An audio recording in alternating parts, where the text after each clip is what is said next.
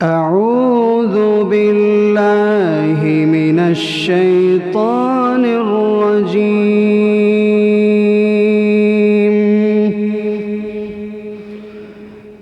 بسم الله الرحمن الرحيم.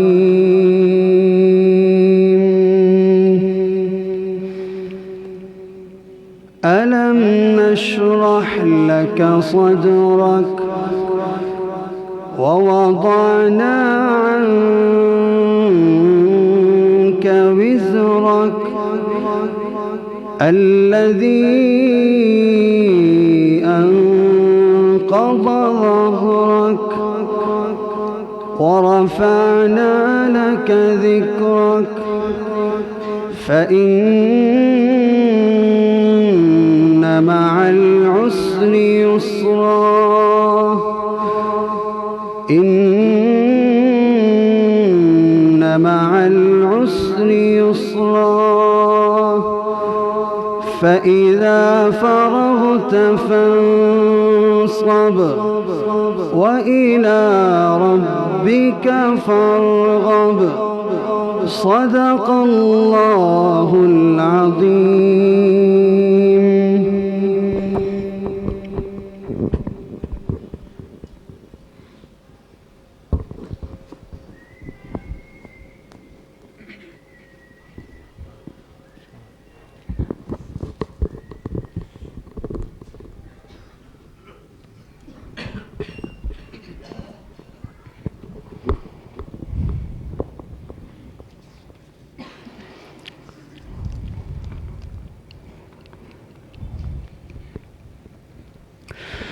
خدایا میں تجھے اپنا خدا تسلیم کرتا ہوں.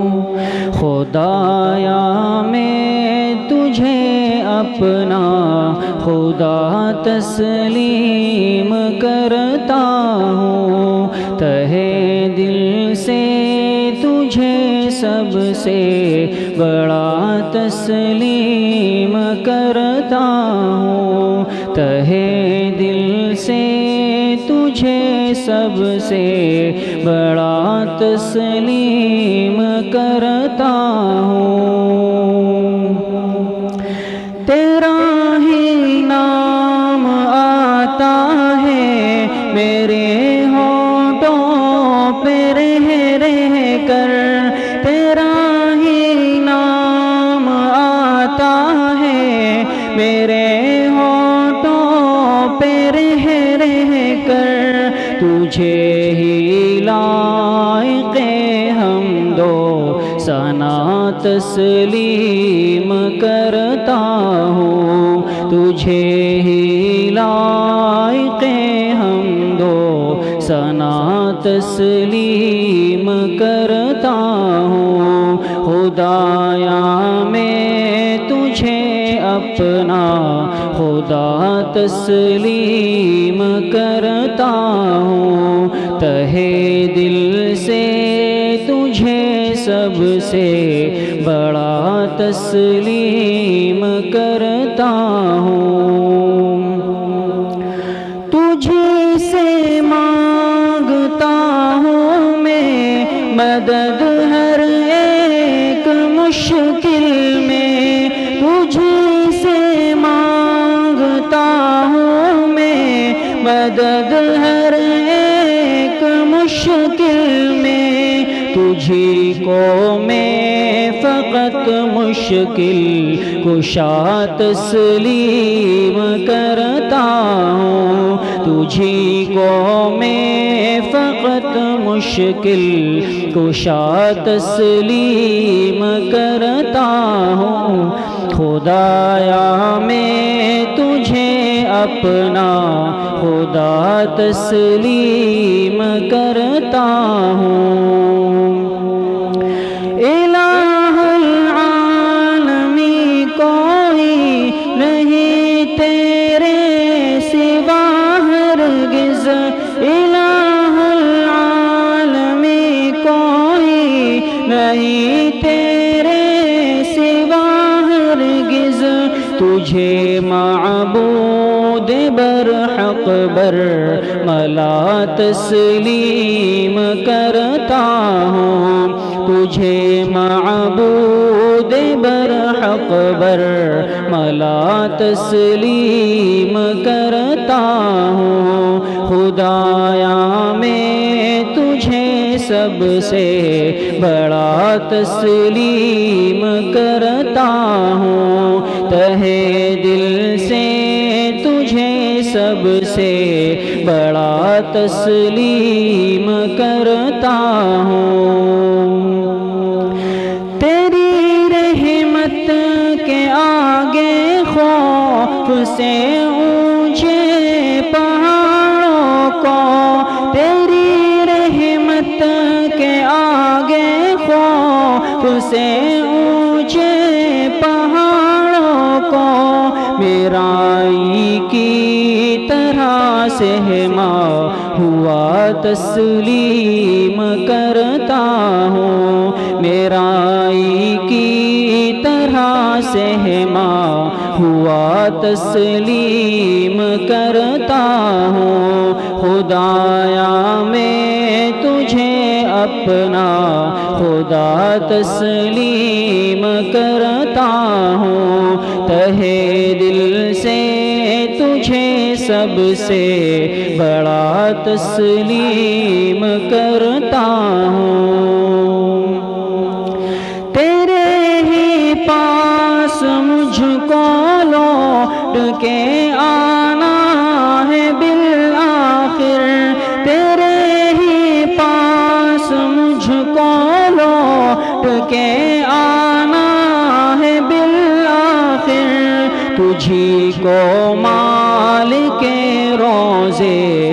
جزا تسلیم کرتا ہوں تجھی کو مالک روزے جزا تسلیم کرتا ہوں خدایا میں تجھے اپنا خدا تسلیم کرتا ہوں خدایا میں تجھے اپنا خدا تسلیم کرتا ہوں تہے دل سے تجھے سب سے بڑا تسلیم کرتا ہوں تہے دل سے تجھے سب سے بڑا تسلیم کرتا ہوں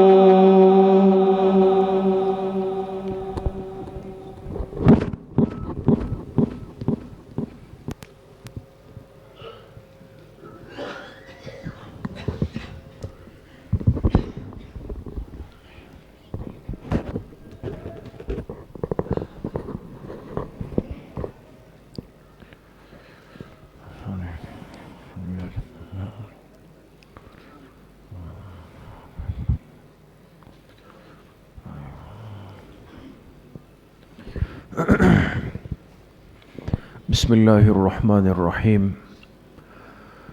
الحمد للہ وکفى وسلام علی عباده الذین اصطفى خصوصاً علی سید الرسل وخاتم الانبیاء وعلى آلہ واصحابہ الاتقیاء اما بعد فاعوذ باللہ من الشیطان الرجیم بسم اللہ الرحمن الرحیم الذین آمنوا وتطمئن قلوبهم بذکر اللہ الا بذکر اللہ تطمئن القلوب وقال رسول اللہ صلی اللہ علیہ وسلم مثل الذی یذکر ربہ والذی لا یذکر ربہ کمثل الحی والمیت صدق اللہ وصدق رسولہ النبی الکریم تمام حضرات درود شریف پڑھ لیں اللہم صلی علی محمد وعلی آل محمد کما صلیت علی ابراہیم وعلی آل ابراہیم انک حمید مجید اللہم بارک علی محمد وعلی آل محمد کما بارکت علی ابراہیم وعلی آل ابراہیم انک حمید مجید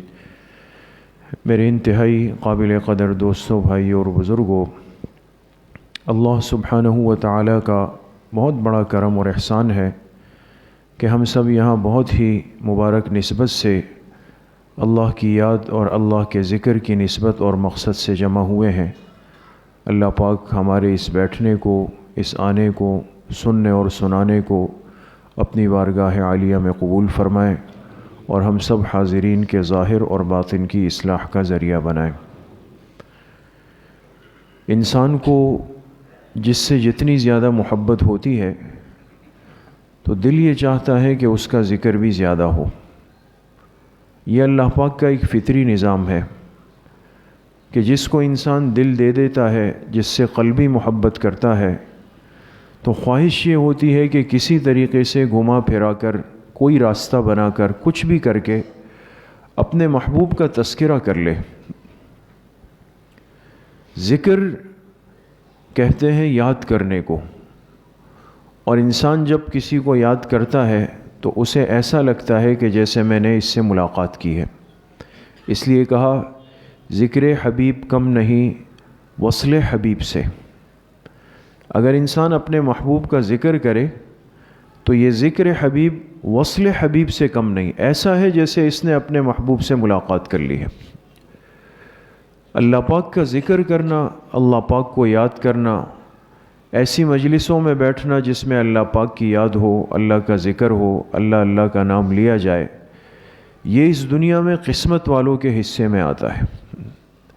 جن سے اللہ پاک کو محبت ہوتی ہے، جنہیں اللہ پاک نوازنا چاہتے ہیں، جنہیں اللہ پاک اپنا مقرب بنانا چاہتے ہیں، ایسے بندوں کی زبانوں کو اللہ پاک اپنے ذکر سے تر کر دیتے ہیں، اور ایسے بندوں کو اللہ پاک مجالس ذکر کے لیے منتخب کر دیتے ہیں۔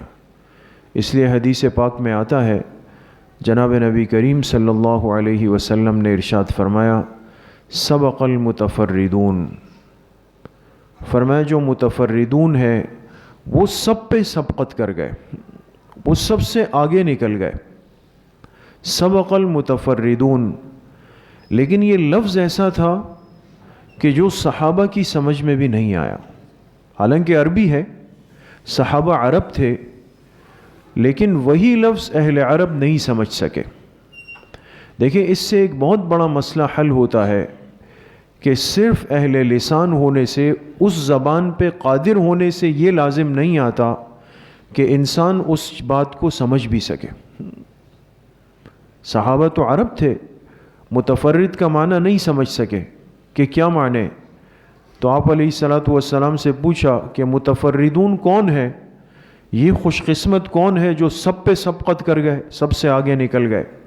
تو آپ علیہ الصلاۃ والسلام نے فرمایا متفردون وہ ہے جو دنیا میں ہر وقت اپنے آپ کو اللہ کے ذکر میں مشغول رکھتے ہیں، اللہ کے ذکر کے اندر لگے رہتے ہیں۔ تو یہ زبان اللہ پاک کے ذکر کے اندر مشغول ہو جائے، یہ چھوٹا عمل نہیں، یہ بہت بڑا عمل ہے۔ لیکن میرے اور آپ کے دل میں اس کی اہمیت اس لیے نہیں کہ ہم نے اس کو بہت آسان سمجھا ہوا ہے۔ وہی آسان سا کام ہے، زبان سے لا الہ الا اللہ، اللہ اللہ اللہ، بس کیا ہو گیا؟ تو اس کی طاقت دل دماغ میں بیٹھی نہیں کہ اللہ پاک نے ذکر کے اندر کتنی بڑی طاقت رکھی، اور یہ ذکر اپنی زبان سے کرنا انسان کو کہاں تک پہنچا دیتا ہے، اور اس ذکر کی کمزوری انسان کو کتنا محروم کر دیتی ہے۔ میں آپ سے عرض کروں،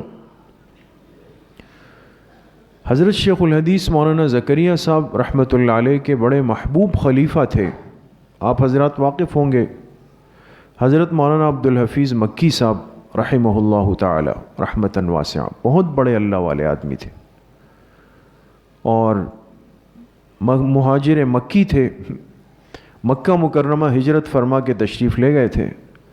ہمارے آپ کے بڑے امام صاحب رحمۃ اللہ علیہ بھی حضرت ہی سے بیعت تھے، مولانا عبدالحفیظ مکی صاحب رحمۃ اللہ علیہ سے، اور پھر حضرت کا انتقال ساؤتھ افریقہ میں ہوا، سفر میں ہوا، لیکن اللہ پاک کی شان کے وہاں سے ان کو لا کے جنت البقیع میں دفنایا گیا۔ قسمت والے لوگ ہوتے۔ تو حضرت کا بیان ہو رہا تھا کراچی میں ہی ایک جگہ پر، ہم بھی اس میں شریک تھے۔ اب اللہ والوں کی مجلس سے ایسی باتیں ملتی ہے کہ انسان کا ذہن وہاں تک نہیں پہنچتا۔ قرآن کا ترجمہ تو ہم نے بھی اپنے اساتذہ سے پڑھا ہے اور ہمیشہ اس سے تعلق رہتا ہے، لیکن بعض چیزیں اللہ والوں پر اللہ پاک کھولتے ہیں.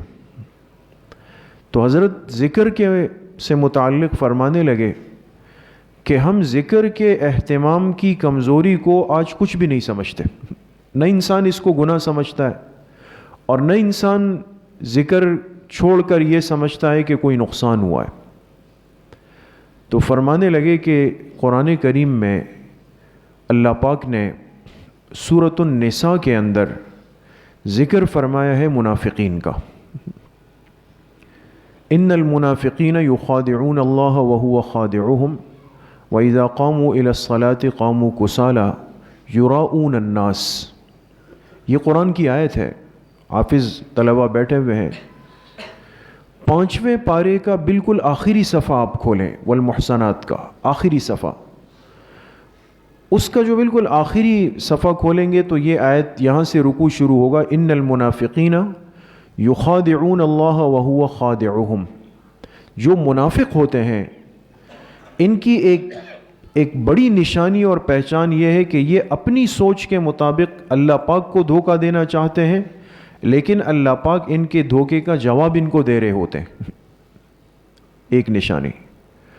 دوسری نشانی بتائی منافق کی, وَإِذَا قَامُوا إِلَى الصَّلَاةِ قَامُوا كُسَالَى, کہ ان کی دوسری علامت یہ کہ جب یہ نماز کے لیے کھڑے ہوتے ہیں تو سستی کے ساتھ کھڑے ہوتے ہیں. یہ نماز میں بالکل بے دہانی اور سستی سے کھڑا ہونا یہ بہت بڑا گناہ ہے.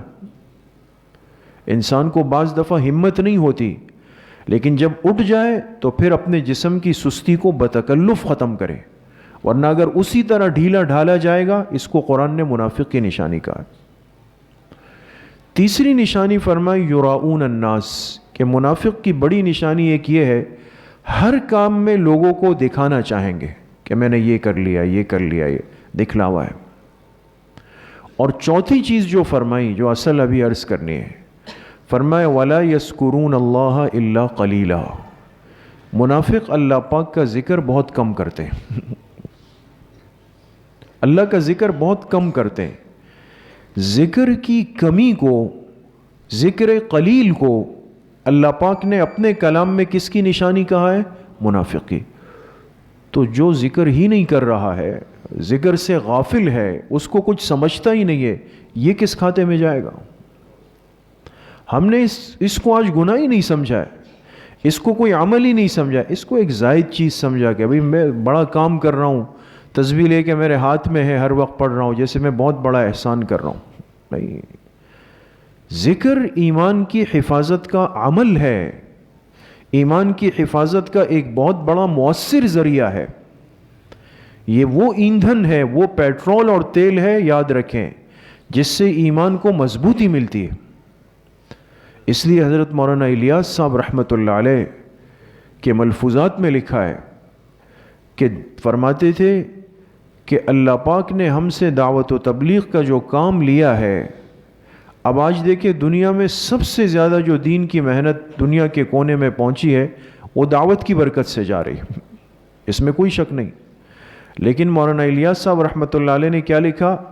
فرمایا میں ہمیشہ چاہتا ہوں کہ ہمارے اس کام میں اہل ذکر شامل رہے, اس لیے کہ ذکر وہ ایندھن ہے جس سے دعوت کی گاڑی چلتی ہے.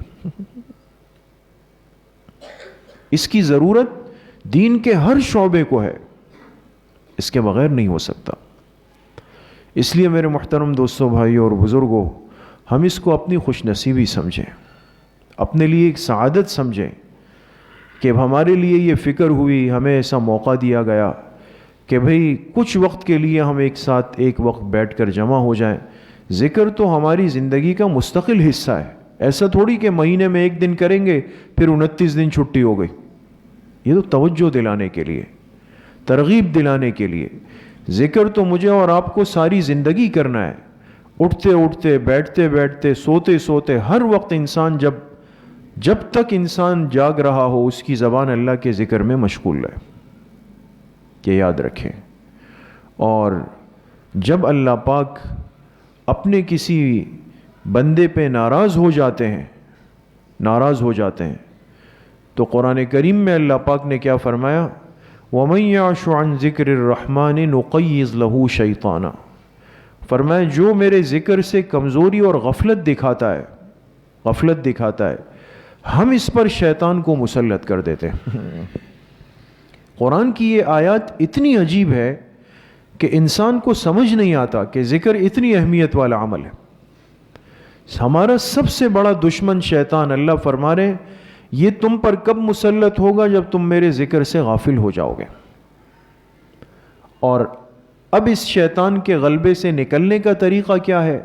ہم کیسے بچ جائیں؟ فرمایا ان الذین اتقوا اذا مسهم طائف من الشیطان تذکروا، فرمایا جس پر شیطان غالب آ جائے اس پر قبضہ کر لے، اس کو خواہشات اور گناہوں میں مبتلا کر دے، ہر وقت اس کے دل دماغ میں شہوات خواہشات انڈیلتا رہے، فرمائے تذکروا، یہ اللہ کے ذکر میں لگ جائے، فَإِذَا هُمْ مُبْصِرُونَ، اللہ پاک اس کی آنکھوں کو کھول دیں گے۔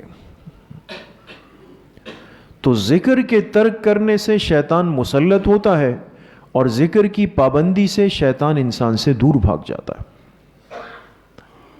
تو خوش نصیب ہے وہ انسان، وہ امتی جو ہر وقت اللہ پاک کے ذکر کے اندر لگا ہوا ہے۔ دوسری بات میرے دوستوں بزرگوں یہ ہے کہ ہمارے بہت سارے نیک اعمال ایسے ہیں جو فرائض ہے۔ فرض عبادت، سب سے اہم ترین عبادت فرض کون سی ہے دوستوں؟ کسی کو پتہ ہے؟ سب سے بنیادی فرض عبادت کون سی ہے؟ نماز ہے نا، اس میں تو کوئی دوسری رائے نہیں ہے یا استخارہ کر کے بتانا ہوگا، نماز ہے۔ نماز سب سے اہم فرض عبادت ہے۔ آج ہماری نمازوں میں، فرض نمازوں میں کمزوری ہے، بہت بڑی کمزوری ہے۔ آپ خود اندازہ لگائیں کہ ہماری جماعت کی نمازوں میں کتنا مجمع ہوتا ہے۔ ہر مسجد میں، ہماری مسجدیں بھرتی ہے جمعے کی نماز میں، عام نمازوں میں مسجدیں 4 صف 5 صف، آدھی مسجد بھری ہوئی ہے۔ حالانکہ اگر انسان باہر نکلے تو محسوس ہوتا ہے کہ بھئی اس علاقے میں تو سینکڑوں عمارتیں ہیں، سینکڑوں دکانیں ہیں، بڑی مارکیٹیں ہیں، لوگوں کا آنا جانا ہے۔ اگر ہر گھر کا بالغ مرد اس مسجد میں آ کے نماز پڑھے تو تل دھرنے کی جگہ نہیں ہوگی، ایسا ہی ہے نا، جگہ نہیں ہوگی۔ ایک ایک آدمی بھی اگر آ جائے تو پیر رکھنے کی جگہ نہیں ہے۔ لیکن اس کے باوجود اگر مسجد میں گنجائش مل رہی ہے تو یہ اس بات کی کھلی دلیل ہے کہ نمازوں سے غفلت ہو رہی ہے، اور بچوں کی بات نہیں، بالغ مردوں کی بات ہو رہی ہے جن پر نماز فرض ہے۔ اب نماز جیسے اہم فریضے کی غفلت ہماری زندگیوں میں کیوں اتنا گھس گئی، اور آج ہمارے لیے اتنا سہل اور آسان ہے کہ آنکھ نہیں کھلی، تھوڑا سا سر میں درد ہوا یا کھانا تھوڑا بھاری ہو گیا، بالکل جماعت چھوڑ دی، ختم، جیسے کچھ ہوا ہی نہیں ہے۔ سب سے آسان جو آپشن ہوتا ہے انسان کے پاس چیزوں کے چھوڑنے میں کہ بھئی یہ چھوڑنا ہے، یہ چھوڑنا ہے، یہ چھوڑنا ہے، تو کہیں گے بھئی جماعت کی نماز چھوڑ دو، باقی گھر میں پڑھ لیں گے، یہ سب سے آسان ہے۔ یہ غفلت اور نقصان کیسے آتا ہے نماز پر؟ صرف نماز کی بات عرض کر رہا ہوں، اس کو بھی قرآن کریم سے سمجھیں۔ اللہ پاک نے اس کو بھی سمجھایا سورۃ المائدہ میں، فرمایا انما الخمر والمیسر والانصاب والازلام رجس من عمل الشیطان فاجتنبوه لعلکم تفلحون انما يريد الشیطان ان یوقع بینکم العداوة والبغضاء فی الخمر والمیسر ویصدکم عن ذکر اللہ واقامۃ الصلاۃ۔ اس آیت پہ غور کریں، اللہ پاک ایک بہت بڑا سبق دے رہے ہیں۔ فرمائے جب شیطان انسان پہ حملہ آور ہوتا ہے اور اس کو نماز کی عبادت سے نکالنا چاہتا ہے،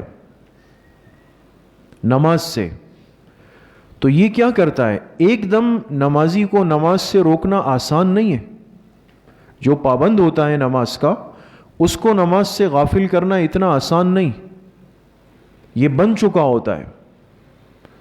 تو اب شیطان اس پر حملہ آور کس راستے سے ہوتا ہے؟ یہ قرآن کہہ رہا ہے سورۃ المائدہ، وَيَصُدَّكُمْ عَنْ ذِكْرِ اللَّهِ، سب سے پہلے یہ رکاوٹ بن جاتا ہے اس آدمی اور اللہ پاک کے ذکر کے درمیان۔ ذکر سے اس کو روک دیتا ہے. لہٰذا یہ ایک دن تسبیح پڑھتا ہے، پھر کہتا ہے آج ہمت نہیں ہو رہی ہے، چھوڑ دیتا ہے. آہستہ آہستہ آہستہ ذکر کی عادت چھوٹتی ہے. جب اللہ کا ذکر چھوٹ جاتا ہے، فرمایا وعن الصلاۃ، اس کے نتیجے میں نمازوں کا اہتمام خود ختم ہو جاتا ہے. یہ اللہ کا کلام کہہ رہا ہے دوستو، یہ مبالغے کی باتیں نہیں ہیں. ذکر کی عبادت کو ہم نے بہت معمولی سمجھا، جبکہ اس کا تعلق ہمارے فرائض سے جڑا ہوا ہے، فرائض سے جڑا ہوا ہے. اس لیے ذکر کی عادت آج بنانی ہے.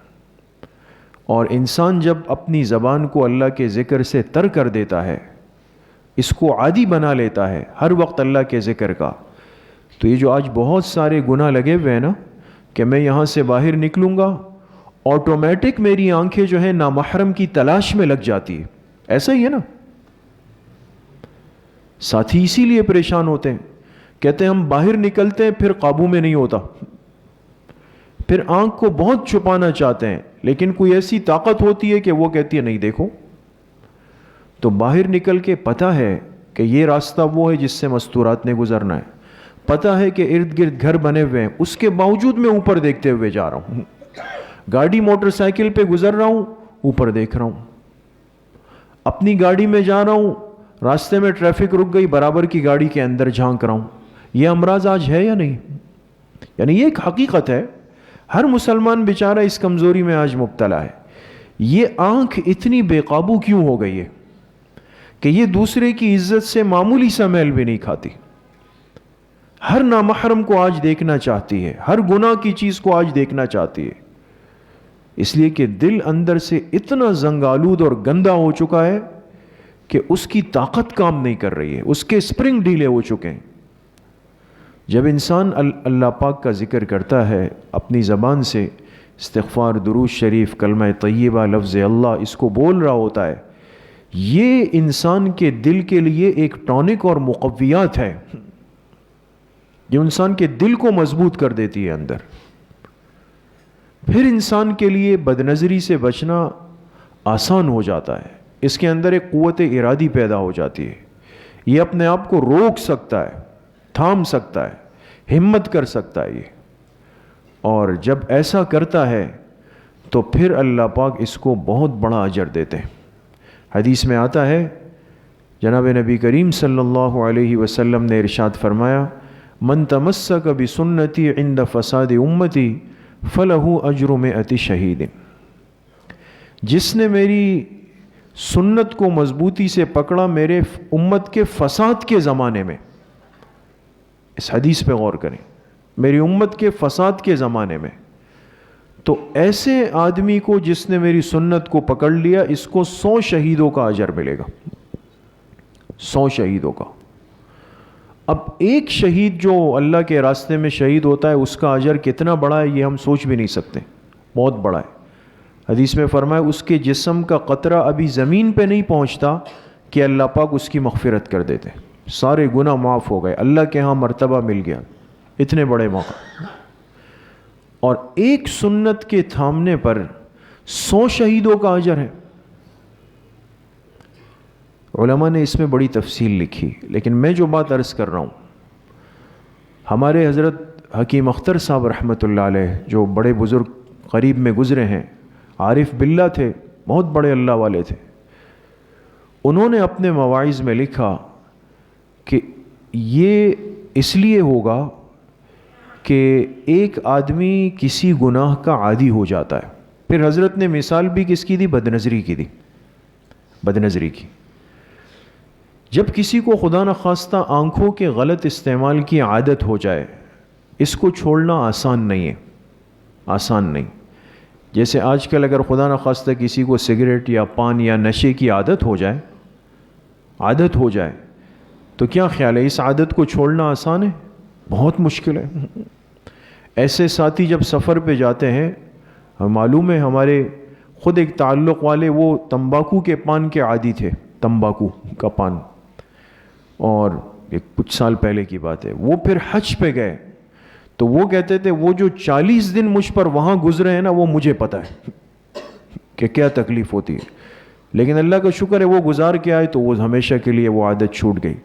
لیکن وہ یاد کرتے ہیں آج تک ان دنوں کو کہ وہ تمباکو کے پان کی عادت مجھے تھی اور وہ 40 دن وہ چیز نہیں ملی وہاں پہ، آسانی سے نہیں ملی. اب تو ساتھی کہتے ہیں وہاں بھی مل جاتی ہے. تو کہا وہ جو کیفیت تھی تو مجھے ایسا لگتا تھا کہ مر رہا ہوں جی رہا ہوں، مر رہا ہوں جی رہا ہوں. آسان نہیں. ایک پان اور سگریٹ کی عادت اگر لگ جائے اس کو چھوڑنا آسان نہیں ہے، حالانکہ وقتی ہے. اسی طرح اگر آنکھ کے غلط استعمال کی عادت ہو جائے نا، خدا نخواستہ، اس بد نظری کے گناہ سے نکلنا آسان نہیں. انسان اس پہ جم جاتا ہے پھر. تو حضرت حکیم اختر صاحب رحمۃ اللہ علیہ نے لکھا کہ اب اس فتنے میں ساری امت تقریباً مبتلا ہے بد نظری کے گناہ میں. ہم شہری ماحول میں رہتے ہیں، ہر طرف یہ گناہ ہے. آپ جہاں چلے جائیں مستورات کا ایک مجمع ہے، غلبہ ہے، بے پردگی ہے، بے حجابی ہے. آپ ہسپتال میں چلے جائیں، اب ہسپتال کتنی عبرت کی جگہ ہے دوستو، جہاں ہر آدمی بیچارہ اپنی تکلیف میں مارا مارا پھر رہا ہے تکلیفوں میں. لیکن وہاں آپ جائے اس کاؤنٹر پہ، اس کاؤنٹر پہ، اس کاؤنٹر پہ، جہاں جائے وہاں نامحرم عورت بیٹھی ہوئی. آپ کیا کریں گے؟ یعنی کوئی جگہ بچی نہیں نا، ہر چیز پر عورتوں کو غالب کر دیا گیا. اس لیے حدیث پاک میں آتا ہے کہ قرب قیامت سے پہلے ایک ایسا وقت امت پہ آئے گا کہ 50 عورتوں پہ ایک مرد ہوگا. یہ بڑی عجیب حدیث ہے اور اس کو سمجھایا بھی محدثین نے بڑی ترتیب سے، اس لیے کہ اس وقت تو یہ ماحول نہیں تھا. تو محدثین اس میں پھنسے رہے کہ 50 عورتوں پر ایک مرد نگران. اس کا کیا مطلب ہے؟ کسی نے اس کا مطلب لیا کہ ایک آدمی 4 شادیاں کرے گا اور اس کی بیٹیاں بیٹیاں بیٹیاں ہوں گی، وہ 50 تک پہنچے گی. تو یہ تو کوئی بات نہیں، انسان کی اولاد زیادہ بھی ہو سکتی ہے، کم بھی ہو سکتی ہے. لیکن اب جا کر ہمارے علماء نے فرمایا کہ دیکھیں اس حدیث کو سمجھنا کتنا آسان ہو گیا. اب آسان ہو گیا دوستو. اب کسی ادارے میں جائیں تو ذمہ دار ایک مرد، ڈائریکٹر ایک ہے یا مینیجر ایک ہے نا، وہ ایک ہے. باقی عملہ ہے، اسٹاف ہے، سیکیٹری ہے، فلاں ہے، فلاں ہے، فلاں ہے، فلاں، وہ سب بنات ہے، وہ سب عورتیں. تو ایک مرد نگران ہے، 50 اس کے ماتحت عورتیں چل رہی ہیں. ہر جگہ پر ماحول بن گیا. اور بعض نے فرمایا اس کا مطلب یہ ہے کہ اس زمانے میں امت میں بے حجابی، بے پردگی عام ہو جائے گی، عورتیں پردہ نہیں کریں گی. لہٰذا جہاں انسان جائے گا کھلے ہوئے چہرے عورتوں کے نظر آئیں گے تو محسوس یہ ہوگا کہ بھئی عورتیں ہی عورتیں، ان کا ماحول بنا ہوا. تو اب جب یہ ماحول بن گیا اور بدنظری کی عادت ہو گئی جس کو چھوڑنا آسان نہیں، تو اب ایسے میں اگر ایک آدمی ہمت کرے اور اس کو بدنظری کا موقع ملے، وہ دیکھ سکتا تھا، اس کے باوجود اس نے کہا آج نہیں دیکھوں گا، آج نہیں دیکھنا ہے. کیوں نہیں دیکھنا؟ کہا اللہ پاک ناراض ہو رہے ہیں. اس لیے نہیں دیکھ رہا کہ جناب نبی کریم صلی اللہ علیہ وسلم نے اس پر سخت وعید سنائی ہے. یہ سمجھ کر اس نے اپنی آنکھ کو روک لیا. اب دل عادی ہے کئی سالوں کا اور آج اس نے اپنے آپ کو دبا کے اس سے روکا. تو حضرت حکیم اختر صاحب رحمۃ اللہ علیہ فرماتے ہیں کہ اس کا نتیجہ یہ کہ اس کے جسم کا خون نہیں ہوتا، اس کا دل خون آلود ہو جاتا ہے. بالکل دل خونم خون ہو جاتا ہے، دل پہ آرا چل جاتا ہے. وہاں سے شیطان زور لگا رہا ہے کہ دیکھ لو موقع ہے، یہاں سے یہ اپنے اوپر زور لگا رہا ہے کہ نہیں دیکھنا ہے. تو نتیجہ یہ ہے کہ یہ دل کی بہت بڑی قربانی دے دیتا ہے. اور جب انسان اپنا دل اللہ کے لیے پیش کرتا ہے تو اللہ پاک اس کو اپنی شان کے مطابق نوازتے. 100 شہیدوں کا اجر اسی لیے ملا ہے کہ اس نے اپنے دل پہ آرے چلائے ہیں، دل کے جذبات کی قربانی دی ہے.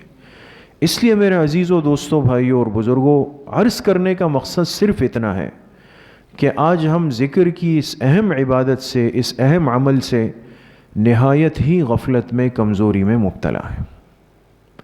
ہمارے پاس وقت ہوتا ہے، ہم اللہ کو یاد کر سکتے ہیں، موقع ہوتا ہے کر سکتے ہیں، گھنٹوں کے گھنٹے ہمارے پاس فارغ ہیں، لیکن ہم خاموش بیٹھے ہوئے ہیں، اخبار دیکھ رہے ہیں، موبائل میں لگے ہوئے ہیں، گپ شپ ہو رہی ہے، سب چیزیں ہو رہی ہے، لیکن اللہ پاک کے ذکر کے لیے کوئی وقت نہیں. اس کے لیے دوستو کوئی مستقل ماحول کی، جگہ کی، وقت نکالنے کی کوئی ضرورت نہیں، کوئی ضرورت بھی نہیں. آپ صرف اتنا کریں کہ ایک تسبیح اپنے ہاتھ میں رکھنے کی عادت بنا لیں. یہ آج کی مجلس میں اگر آپ نے میری یہ بات سن لی اس فقیر کی اور اس پر کچھ دن آپ تجربہ کر لیں, اور اب تو بہت آسان ہے, اب 100 دانوں کی تسبیح لے کر ہاتھ میں شاید مشکل لگتا ہو, حالانکہ وہ بھی ایک شکر کی چیز ہے. اب تو بالکل وہ جو ڈیجیٹل وہ آ گیا, وہ انگوٹھے کی طرح, اس کو لے کر آپ اپنے سیدھے ہاتھ کی کسی انگلی سے باندھ لیں, پتہ بھی نہیں چلے گا, اور اب اس کا بٹن دباتے رہے بالکل خاموشی سے. اب بات چیت بھی ہو رہی ہے, دوست آپس میں بیٹھے ہوئے ہیں, ابھی تک آپ کے باتوں کی باری نہیں آئی, آپ کی بھی آئے گی, تو اس پہ پریشان نہیں ہونا چاہیے کہ شاید مجھے موقع نہیں ملے گا, آپ کو بھی ملے گا. لیکن جب تک آپ کی باری نہیں آئی, آپ اپنا ذکر کرتے رہیں. آپ دیکھیں گے جب بات گھوم کر مجلس میں آپ تک آئے گی تو آپ نے 60 مرتبہ درود شریف پڑھ لیا ہوگا, 100 مرتبہ استغفار کر لیا ہوگا. اور یقین کریں, انسان حیران ہوتا ہے کہ 2 منٹ میں 100 دفعہ استغفار کیسے ہو گیا, ہو جاتا ہے. لیکن ہم اپنے اوقات کو برباد کرنے کے عادی بنے, اس لیے سمجھ نہیں آ رہا. تو یہ مختصر تسبیحات اگر ہماری زندگیوں کا حصہ بن جائیں, ہم اپنی زبان کو ذکر کا عادی بنا لیں, اپنے آپ کو ذکر کے ساتھ مشغول کر لیں, اٹھتے بیٹھتے ہر وقت اللہ پاک کے ذکر میں لگے رہیں, تو کچھ عرصے کے بعد پھر ایسا وقت آتا ہے کہ دل کے اندر سے یہ گناہوں کا جو میل کچیل, یہ گند ہے نا, یہ اللہ پاک خود بخود نکالنے لگ جاتے ہیں. اور یقین کریں, آپ یقین کریں, یہ بات تجربے سے آپ سمجھیں گے کہ ذکر کی عادت سے کچھ دنوں میں گناہوں سے ایک نفرت پیدا ہوتی ہے. انسان جس گناہ کو بہت شوق سے کر رہا ہوتا ہے نا, طلب سے, پیسے لگا کے کر رہا ہوتا ہے, اگر اسی کو ذکر کا عادی بنا لے آپ, اور یہ آدمی ذکر کا عادی بن جائے, اس کو کچھ دنوں بعد محسوس ہوگا کہ میں کس گندگی کے ڈھیر میں پڑا ہوا تھا. آپ تجربہ کر لیں, تجربہ شرط ہے, عمل شرط ہے. انسان اس کو شروع کر لے, ذکر کی پابندی کریں, اللہ پاک کے ذکر سے اپنی زبان کو آباد رکھنا شروع کر دیں. آپ دیکھیں, اس بدنظری سے, اس غیبت سے, اس حسد سے, اس بدگمانی سے, اس دل کے برے خیالات سے, اس شہوانی خواہشات سے ہم کتنا جلدی باہر آتے ہیں. پھر یہ نہیں ہوگا کہ نماز میں مجھے غلط خیالات آ رہے ہیں, گندے خیالات آ رہے ہیں. ہمارے حضرت پیر ذوالفقار صاحب دامت برکاتہم نے لکھا ہے کہ میرے پاس ایک نوجوان آئے اور وہ مجھے کہنے لگے کہ حضرت مجھے ایک ایسا مرض ہے کہ میں کسی کو بتا بھی نہیں سکتا ہوں. تو حضرت نے فرمایا بھئی بتا دو, مجھے اکیلے میں بتا دو. تو وہ کہنے لگا کہ میری ایک عادت ہے کہ میں جب نماز شروع کرتا ہوں تو نماز میں گناہوں کے منصوبے بناتا ہوں. اللہ حفاظت فرمایا. باقی صحیح رہتا ہوں, لیکن جب نماز شروع کرتا ہوں تو دل میں ایک آتا ہے کہ اب یہ گناہ کرنا ہے, یہ گناہ کر. پوری نماز میری اس منصوبوں کے بنانے میں گزر جاتی. انسان اس کیفیت تک جا سکتا ہے, لیکن جب تک زندگی کی سانس چل رہی ہے, یاد رکھے کوئی چیز لا ینحل نہیں ہے. ایسا نہیں ہے کہ انسان کہے بھئی اب میں کیا کروں, میں تو نماز میری اتنی خراب ہو گئی. نہیں, اس سے بھی بچنے کا طریقہ ہے, اس کا بھی حل ہے. ہم ایسی مجلسوں میں, ایسے ماحول میں, اللہ والوں کی مجلسوں میں, ان کی صحبتوں میں بیٹھیں, ان کی نسبتوں کو حاصل کریں, ان کے ساتھ جڑے رہیں اور ان کے بتائے ہوئے معمولات کو پورا کرنے کی کوشش کریں. آج ہمارا ایک بہت بڑا طبقہ صرف کس چیز سے ڈرتا ہے, آپ یقین کریں, وہ کہتے ہیں بھئی ہم سے یہ نہیں ہو سکتا, ہم سے یہ نہیں ہو سکتا. اب کون اتنے تسبیحات اور مراقبات پورے کرے؟ تو پورا نہیں ہو سکتا, کوشش تو کر سکتا ہے انسان. ایسا ہی ہے نا, جب آدمی بیمار ہوتا ہے تو کھانے کی اشتہا ختم ہو جاتی ہے, دل نہیں چاہتا. تو آپ دیکھیں, دل نہیں چاہ رہا ہوتا لیکن ماں باپ کیا کرتے ہیں, زبردستی لقمے بنا کر اس بچے کو 2 4 5 ضرور دے دیتے کہ بھئی دوائی کھانی ہے. کرتے ہیں نا اسی طرح زبردستی. اور جب انسان بڑا ہو جاتا ہے, تھوڑا سمجھدار ہو جاتا ہے, تو پھر تو ظاہر سی بات ہے ماں باپ نے نہیں کھلانا ہے. تو پھر اگر اللہ نے قسمت والوں کو اگر اچھی بیوی دی ہے تو پھر وہ زبردستی اکرام کرے گی آپ کا. اور اگر ایسا نہیں ہے تو پھر سمجھدار آدمی کیا کہتا ہے, یار مجھے ابھی اس کے بعد 3 ٹیبلٹس کھانی ہے اور کیپسول کھانا ہے. خالی پیٹ جائے گا تو اندر انفیکشن کر دے گا, لہٰذا بتکلف دودھ کا گلاس پی لیا، 2-4 لقمے، دل نہیں چاہ رہا، ایسا لگتا ہے کہ کھانا کھا رہا ہوں گھاس کھا رہا ہوں برابر ہوتا ہے، لیکن کیوں کھا رہا ہے یہ؟ اس کو پتہ ہے کہ اس کے بعد دوائی کھانی ہے، اس کے لیے پیٹ میں کچھ نہ کچھ ہونا ضروری ہے۔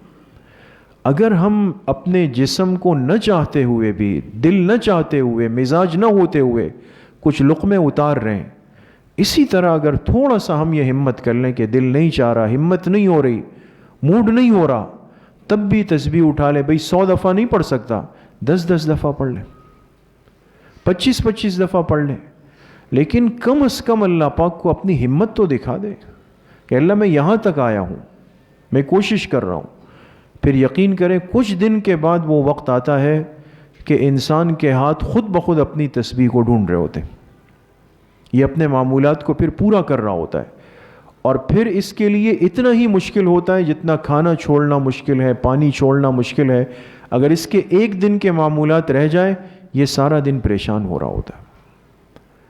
تو عرض کرنے کا مقصد بس صرف اتنا ہے، ہماری یہ مجلس اسی مقصد سے لگی ہے کہ تھوڑا سا ہماری اللہ پاک کے ذکر کی طرف، اللہ پاک کی یاد کی طرف توجہ ہو جائے، ہم اس تھوڑے سے وقت میں بیٹھ کر اجتماعی طور پر اللہ پاک کو یاد کر لیں، زبان سے بھی یاد کر لیں، اپنے دل سے بھی یاد کر لیں۔ زبان کا ذکر ذکر لسانی ہے، اس کا بھی حکم ہے، دل کا ذکر ذکر قلبی ہے، اس کا بھی حکم ہے۔ دونوں طرح کے ذکر احادیث سے ثابت ہے، دونوں کی برکات ہے، دونوں کے فضائل ہیں۔ تو یہ تھوڑا سا وقت اللہ پاک کی ذکر میں آ جائے اور ہماری توجہ ہو جائے، تو اگر ہم سب یہ نیت کر لیں، یہ ارادے کر لیں کہ بھئی آج کے بعد اپنے آپ کو اللہ پاک کے ذکر کا عادی بنائیں گے انشاءاللہ، سب نیت کرتے ہیں انشاءاللہ۔ اس لیے بھئی 100 دانوں کی ایک تسبیح لے لیں، کسی کے پاس ہوگی، یقیناً بہت سارے ساتھیوں کے پاس ہوگی، ہم 100 دانوں کی تسبیح لے لیں، یا وہ ڈیجیٹل والا لے لیں، اس کو اپنے پاس رکھیں، اور صرف گھر میں نہیں رکھیں بھئی، ہر وقت آپ کا حصہ ہو، آپ آفس جائیں تو آپ کی جیب میں ہو، گاڑی میں ہو۔ اور اچھے اور سمجھدار لوگ کیا ہوتے ہیں، جو ہر موقع کے لیے چیز الگ رکھتے ہیں، گھر کا مسواک الگ ہے، گاڑی کا، آفس کا الگ ہے، مسجد کا الگ ہے، اس لیے کہ کبھی آفس میں وضو کریں گے تو وہاں مسواک نہیں ہے نا، تو ضائع ہو جائے گی۔ اس لیے اگر آپ نے 2 تسبیح لے لی، ایک گھر میں رکھ لی، ایک اپنے پاس جیب میں رکھ لی، اب وہ رہ گئی تو یہ یاد آ جائے گی آپ کو۔ ساتھی کوشش کریں گے انشاءاللہ، اللہ پاک مجھے بھی آپ سب کو صحیح عمل کی توفیق نصیب فرمائے۔ وآخر دعوانا ان الحمدللہ رب العالمین۔ اب انشاءاللہ کچھ دیر کے لیے ہم ختم خواجگان پڑھیں گے۔ ہمارے بزرگوں کا جو طریقہ ہے بہت ہی برکت والے ختم ہے، جو آپ حضرات یقیناً رمضان المبارک کے آخری عشرے میں اس کا اہتمام ہم کرتے ہیں۔ تو کچھ دیر کے لیے ختمات شریفہ پڑھیں گے، اور آپ ساتھ ساتھ آپ کو ترتیب بتائی جائے گی، اتنے عدد میں آپ پڑھتے رہیں۔ اگلی مجلس میں انشاءاللہ ہم آپ کو بھی وہ پرچے دے دیں گے، سب کے پاس ہوں گے۔ اور اس ختم خواجگان کے بعد انشاءاللہ پھر کچھ دیر کے لیے ذکر لسانی اور ذکر قلبی کریں گے، مراقبہ کریں گے، پھر انشاءاللہ دعا ہوگی۔ اللہ پاک مجھے بھی آپ سب کو صحیح عمل کی توفیق نصیب فرمائے۔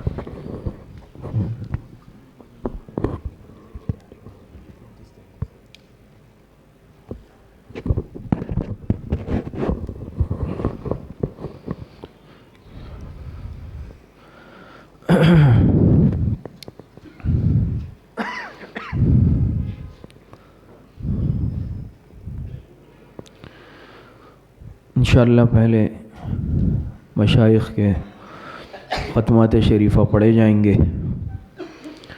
اور پھر انشاءاللہ اس کے بعد کچھ دیر ذکر کی مجلس ہوگی، پھر اس کے بعد انشاءاللہ دعا ہوگی۔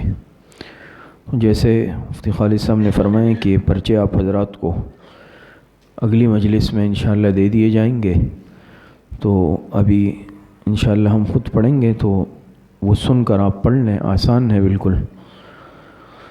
بسم اللہ الرحمن الرحیم، الحمد للہ رب العالمین والعاقبۃ للمتقین، والصلاة والسلام علی خیر خلقہ محمد وآلہ واصحابہ اجمعین۔ تمام ساتھی ایک مرتبہ درود شریف پڑھ لیں۔ اللہم صل علی محمد وعلی آل محمد کما صلیت علی ابراہیم حمید مجید۔ اللہم بارک علی محمد وعلی آل محمد کما بارکت علی ابراہیم۔ ایک مرتبہ سورہ فاتحہ پڑھ لیں۔ بسم اللہ الرحمن الرحیم الحمد للہ رب العالمین الرحمن الرحیم مالک یوم الدین ایاک نعبد و ایاک نستعین اہدنا الصراط المستقیم۔ ایک مرتبہ درود شریف پڑھ لیں۔ اللہم صلی علی محمد وعلی آل محمد کما صلیت علی ابراہیم حمید مجید۔ اللہم بارک علی محمد وعلی آل محمد وبارک علی ابراہیم۔ ایک مرتبہ سورہ الم نشرح پڑھ لیں۔ بسم اللہ الرحمن الرحیم الم نشرح لک صدرک ووضعنا عنک وزرک الذی انقض ظہرک ورفعنا لک ذکرک۔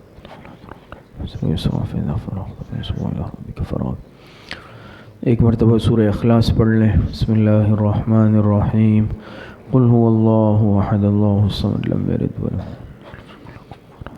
ایک مرتبہ سورہ فاتحہ پڑھ لیں۔ بسم اللہ الرحمن الرحیم الحمد للہ رب العالمین الرحمن الرحیم مالک یوم الدین ایاک نعبد و ایاک نستعین اہدنا الصراط المستقیم۔ ایک مرتبہ درود شریف پڑھ لیں۔ اللہم صلی علی محمد وعلی آل محمد کما صلیت علی ابراہیم۔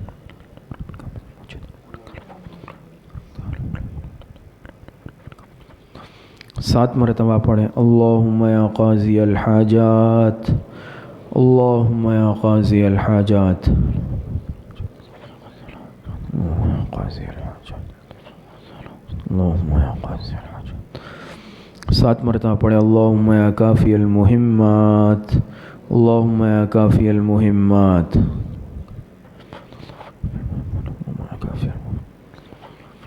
اللہم یا کافی۔ 7 مرتبہ پڑھیں۔ اللہم یا دافع البلیات اللہم یا دافع البلیات اللہم یا دافع۔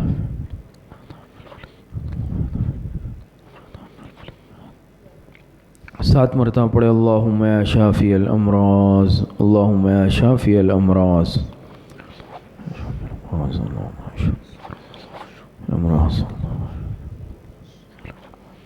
7 مرتبہ پڑھیں۔ اللہم یا رفیع الدرجات اللہم یا رفیع الدرجات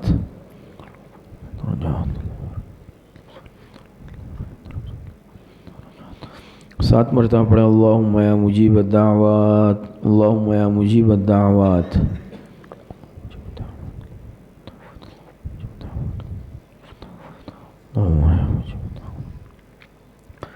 7 مرتبہ پڑھیں۔ اللہم یا ارحم الراحمین اللہم یا ارحم الراحمین۔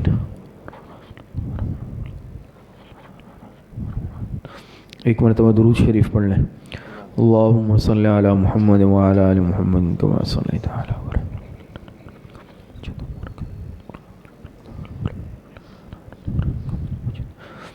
3 مرتبہ پڑھیں۔ حسبنا اللہ ونعم الوکیل حسبنا اللہ ونعم الوکیل ونعم الوکیل۔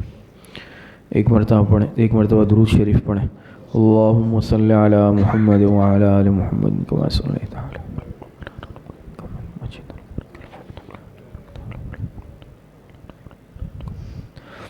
3 مرتبہ پڑھیں۔ لا حول ولا قوة الا باللہ لا حول ولا قوة الا باللہ۔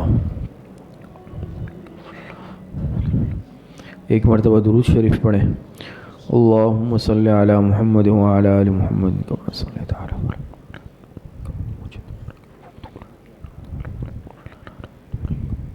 3 مرتبہ پڑھیں۔ واللہ ذو فضل علی المؤمنین واللہ ذو فضل علی المؤمنین۔ ایک مرتبہ درود شریف پڑھ لیں۔ اللہم صلی علی محمد وعلی آل محمد کما صلیت علی ابراہیم۔